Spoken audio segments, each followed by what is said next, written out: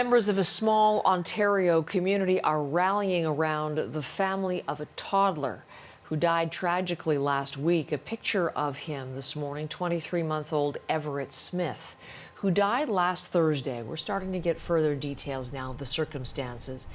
He was left and spent hours in a hot car in the parking lot of a high school where his mother is a teacher. Michael Serapio has more on the story today. Michael?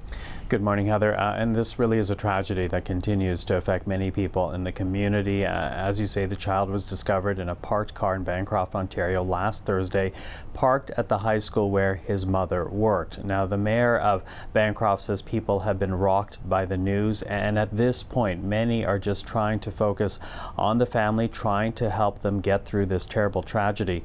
Everett Smith was only 23 months old. He was found in the back of his mother's car at the end of the school day. He was discovered with no vital signs around 3:45 p.m. Eastern, and while the toddler was rushed to hospital, after several attempts to revive him, he was pronounced dead. The mayor of Bancroft, who actually babysat Everett and who is said to have been like a grandfather to the child, believes the toddler was supposed to be in daycare that day. Instead, he says the toddler was accidentally left in the car on a day when Environment Canada says temperatures reached 27 degrees Celsius. Both the OPP and the Chief Coroner's Office are investigating, but right now people in the town are focusing on sympathy and compassion. A fundraiser has been set up with the North Hastings Children's Services, and while the investigation is still ongoing, if this is an accident, and it is believed to be just that, an accident, this is sadly not the first time this has happened in Canada. Back in 2019, a study conducted by the University of Toronto and the city's Sick Kids Hospital concluded that between 2013 and 2018, 6 children died while unattended in hot cars, Heather.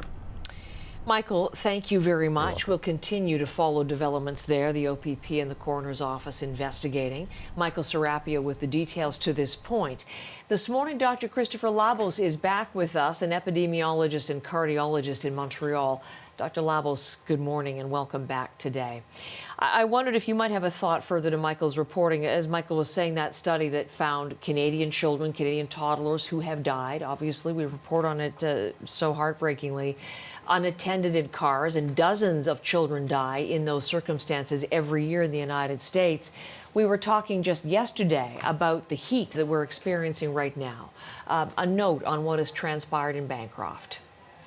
I think it just underscores how dangerous extreme heat can be. And, you know, a heat wave is bad under normal circumstances. But if you imagine a car with closed windows, it's essentially a greenhouse. The heat gets in, but it can't get out again. And so if you're a young child that can't, you know, open the windows on their own or open the doors on their own, it's not going to take very much for you to suffer the consequences of extreme heat and dehydration. And that's why, you know, it's not a large number of children that have died this way, but it is 6 too many. And it's something we have to be mindful of, because it's very easy to just forget. And that's usually what happens, right?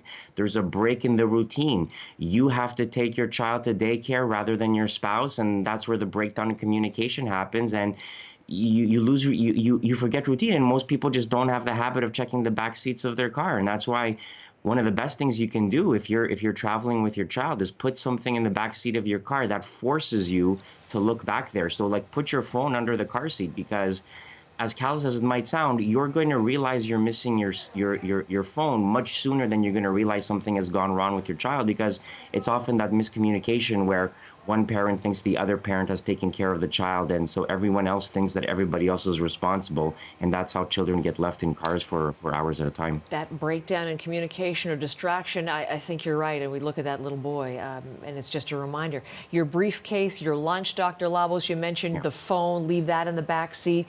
There are those special car seats, they make noise when the car's turned off, so reminders too, there are things to consider. But thank you, I wanted your perspective on that.